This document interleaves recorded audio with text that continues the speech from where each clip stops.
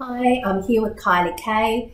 She is the Managing Director of the Asia Pacific Travel Marketing Services, and she is a very experienced traveller herself, and also obviously been in this industry for close to 30 years. So she's already talked to us about some of her observations of the industry over the past 30 years, but now she's going to share with us some of her gems, some of her travelling tips. So if you can just give me three travelling tips, what would be your first one? This one's a funny one, and it's one that I picked up from one of my colleagues in New Zealand, and it's been a winner. Take a power board with you. Okay.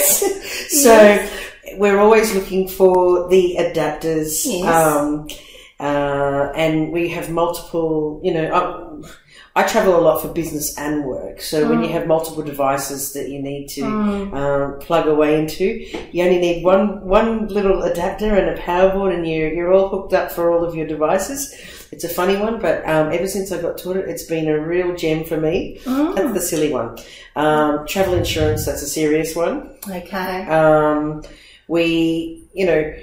Too often people are not insured, and that is problematic if something goes wrong overseas. And for instance, my partner decided it'd be a great time to learn to ride a scooter in Thailand last year, and lost a finger. Well, didn't lose the finger, but almost lost a finger. Now, the problem is, even if in a country with motorcycling, for instance, in a country where you don't need a license and you can go ahead and do that. If you are not licensed in Australia, your insurance is null and void if you come off. So those accidents in countries like America can cost you $20,000-$30,000. So I always say to people, I use that as an example to scare people into make sure you've got travel insurance, and make sure that you understand what's in your policy, what is and isn't allowed, and that you've disclosed everything as well. If you're pregnant, for instance, it could be null and void if something happens because you haven't, advised them of that. The newest one I've got is Uber, and it's really in the travel industry. There's mixed feelings about Uber taking business away from shuttle services, or there's obviously the taxi issue that's pretty global as well. But I've been using Uber all around the world now for a few years, and it is so cheap. Yeah, it's amazing. So don't be afraid to hook into Uber here in Australia and start using it with a view to having it available to you if you're doing city stops. Obviously, it doesn't work for a complex itinerary. Doesn't work getting from city to city, or things that could be better done via a train or a bus or an internal flight. But for city type getting around, I want to go and see, this museum, or I want to go to whatever it is within that city. Uber is just such a convenient and cheap way to do it.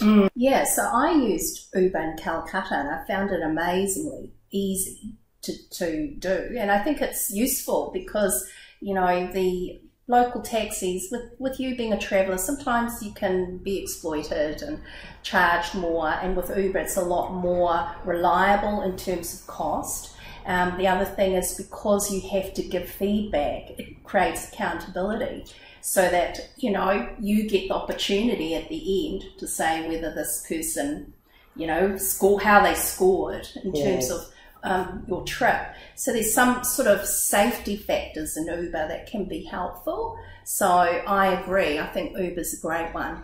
Yeah, I mean, it gets a bad rap. We've seen a couple of bad incidences with Uber here, and people all of a sudden, but at the end of the day, even the bad incidences, they catch them straight away because we know who they are. That's it. We know exactly what's going on. I feel a high level of safety with Uber globally. And not only that, an instance of Providence, we'd been given a quote from a taxi of $120 to go from where we were staying into a festival, and in America, and we got an Uber and it was $17. I mean, it's a significant difference. Yeah.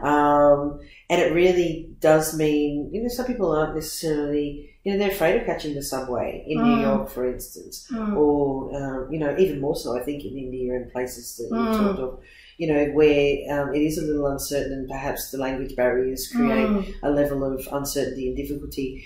You know, it does overcome that. So, you know, that's my latest. I'm also, I mean, again, travel industry has differing opinions. I'm a fan of Airbnb. You know, really, I am too. You are, yeah. You get to experience how people live, which you don't get in a hotel. Having said that, there's definitely, I represent 50 hotels in Hawaii. I'm a big fan. They're mostly condos, and that's my style. I've done the hotel rooms, you know. I've stayed in the George V in Paris at €1,000 a night, and it doesn't do it for me. I want to make my own breakfast. I want a kitchen.